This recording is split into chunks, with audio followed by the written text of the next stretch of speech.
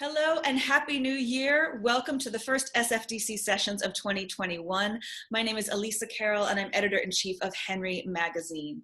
Today, as we embark on the new year, we're taking a snapshot look at the industry thanks to our two esteemed guests, Chad Stark, CEO of Stark and President of Scalamandré. Welcome, Chad. Nice to see you again. Nice to see you too. Happy New Year. Thank you. You too.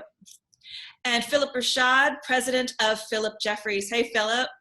Hey, Liz, Happy New Year. Hey, Chad, Happy New Year. Good to see you. You were both so kind to take this time to talk during the first week of the new year. And, just looking back to April, which was nearly 10 months ago when we first spoke, quarantine was just getting underway. And I think the state of the industry was in flux because we were unsure how and if business would move forward. Yes? And I think all of you helped to create such a rapid acclimation that many clients, chose to move forward with their projects.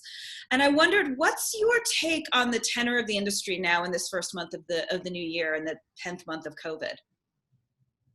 Chad, would you mind starting us off? Sure. Well, thanks for having us. It's always fun to be on a interview with Philip. It's always some good energy. But I remember when we first started speaking, whenever that was, when the shutdown all happened. I was working out of my New Jersey house in my mom's office that she used when I was growing up. And the state of the world was so unknown. And I've seen over the last 6 to 9 months how resilient the industry has really been. Whether it's the vendors in the showrooms or the interior designers themselves, or even just the international manufacturing community. The first 8 weeks of lockdown was a scary, scary time. It was a business and a health crisis. I think over the last 4 months or so, where we're at now, based on the feedback we're getting from clients and peers alike, is it's still a health crisis, but it's not so much a business crisis anymore. Q4 was really strong for our industry as a whole, for our companies, as well as the world of retail home, and it's really bounced back stronger than we could have ever expected. Absolutely right. I'm so thrilled to hear from you that you've had a strong fourth quarter and that things seems to be moving ahead. How about you, Philip? Well, I'll tell you, like Chad mentioned earlier, we actually were just talking the other day. Back in April, it was definitely a very scary time. I don't care if you're on the manufacturer side or the designer side or whatever you're doing. As Chad mentioned also, I think specifically our industry has been very resilient and very lucky and very blessed. And business-wise, we did see a nice third and fourth quarter, had a great December. And all things considering, I think we made it out of the year okay. But I'm glad 2020 is behind us. As am I. Yeah. Yes. Well, that's excellent to hear, Philip. And you're both obviously working globally, working with supply chains in the US, in Europe, in India, China, beyond. And now that we've had nearly a year of quarantine, would you share an update on your production and your shipping capabilities and how your operations have evolved? Chad, would you start us off? For our business, with the carpets and rug side, the lead time for orders can be much longer because a lot of it's made to order. And so what we've seen is that now that the manufacturing communities are back up to speed, there's still been a big backlog of product. And so the lead time of new orders is not affected. We can still get product in the same time frame we were getting it before. But there was a period where things were delayed and we're still catching up from that. And may I ask you, Chad, so do you have in stock quick ship options at the moment as well? Yeah, I mean, if our fabrics and our wall coverings, I'm sure just like Phillip Jeffries, we have rolls of inventory in our warehouse. A lot of that got depleted at a period of time because we were selling what we had and then we ran out of it and we couldn't get more. But at this point, we've almost fully restocked. We're still waiting on some things on the carpet side. But we have rugs in all of our showrooms. We have 2,500 stocked carpet rolls. We have over 10,000 items that are stocked between overseas mills and our warehouse in Georgia for Scalamandré. So, quick ship is definitely something that people are asking for, but we're also still seeing that more and more people still want custom and they still want something their neighbor doesn't have. And so that demand has not gone away, but they just want that more quickly. Got it. Got it. Okay. Thank you so much for that. Yeah, it's been really interesting to see how accelerated people have wanted their projects to be in this moment, right? As they move to different residences or they get out of town. Philip, would you share your perspective and your update on your production? At the time, it seemed like bad timing, but I think in the long run, it's a good thing. We actually doubled our capacity. We actually have 2 digital printers at Phillip Jeffries. So in the past, where some of our digital wall coverings were printing in 8 weeks, they're now printing in 1 week. And which is, I think, fantastic. You know, when you know, there are so many people out there and you know, companies out there that are shipping in 1 to 2 months. And we also have over 1 million yards in our New Jersey warehouse that can ship actually orders that are placed by 5 p.m. could actually ship the same day.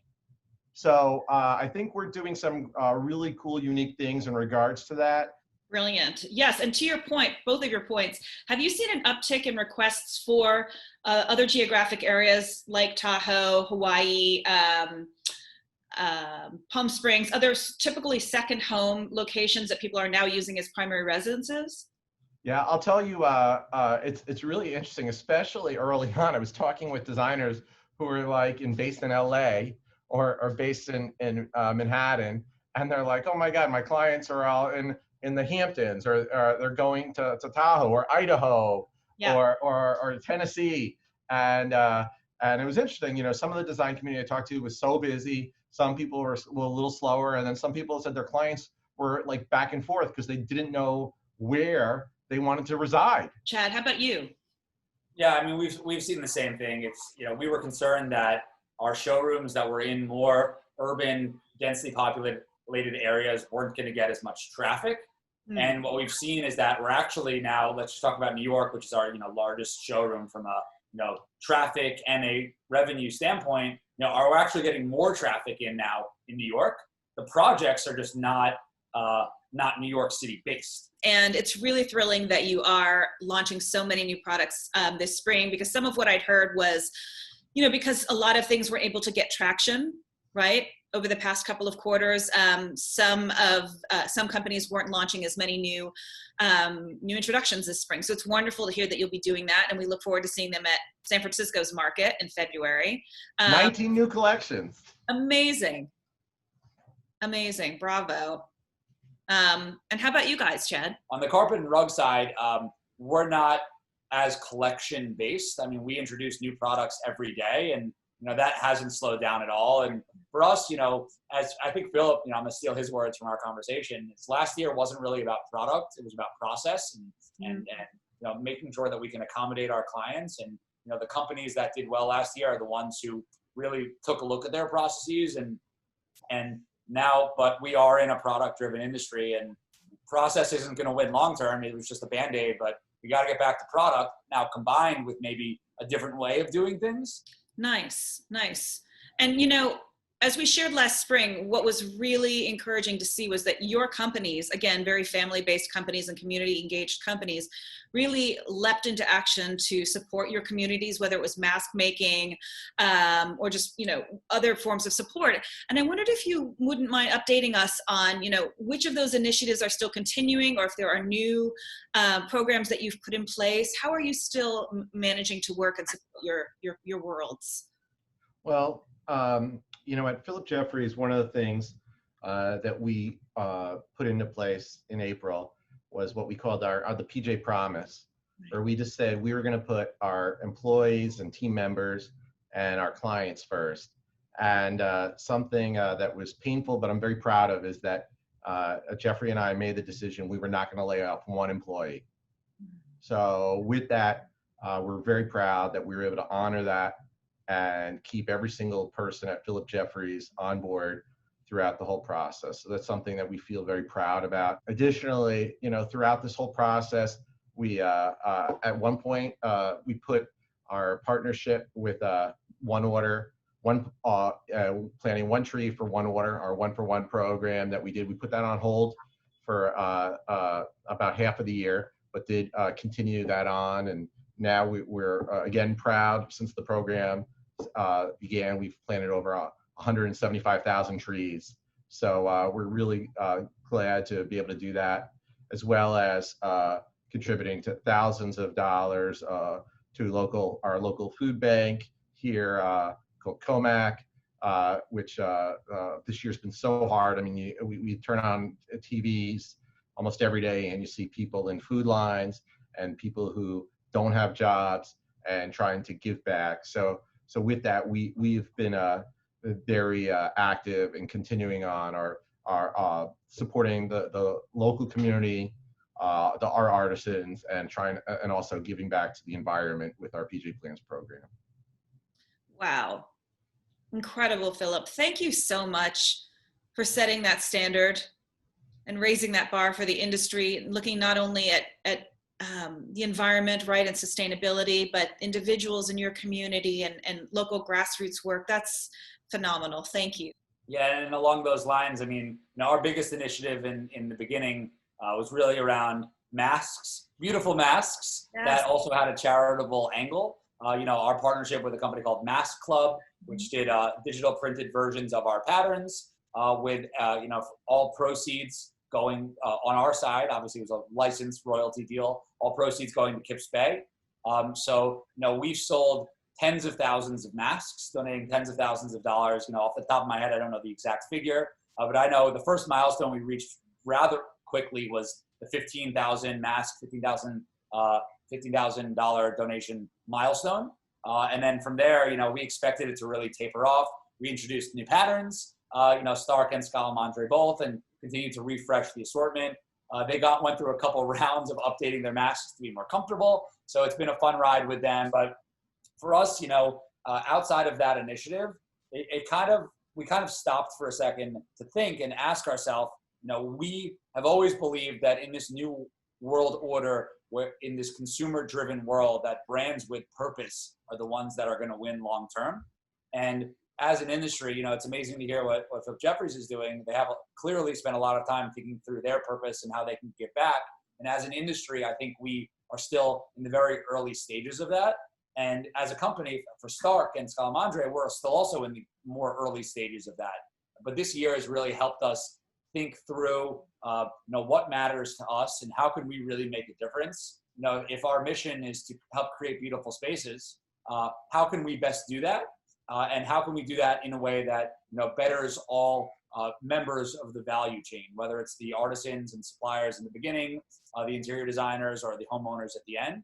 And so that's kind of something that we're working through now is, well, how can we have a more responsible corporate social responsibility to the industry at large. And we have a few things in the works that we're thinking through now, and I'm excited to see kind of how that evolves this year. Amazing. Phenomenal. So a moment of obviously great philanthropy, a moment of assessment. And if I can say, I think, the two of you, even the camaraderie and the collegiality and the sharing of information and resources that I've seen both of you engage in is such a standard setter, and also just such a symbol of our industry. Like you said, like we're so blessed in this industry to be such a community and be so mutually supportive. And right, we've all seen so many initiatives happen in 2020 where everyone just sort of stood up and really tried to help everyone in their ecosystem. So thank you so much for all of that. And for your time today. I know you've got a million things on your plate in this first week of January, so I'll please go ahead and move on with your days. But thank you so much again for your insight. Thank you. It was great to see you. Hopefully we'll get out to San Francisco and be able to share a glass of wine or champagne and be toasting that we made this through okay together.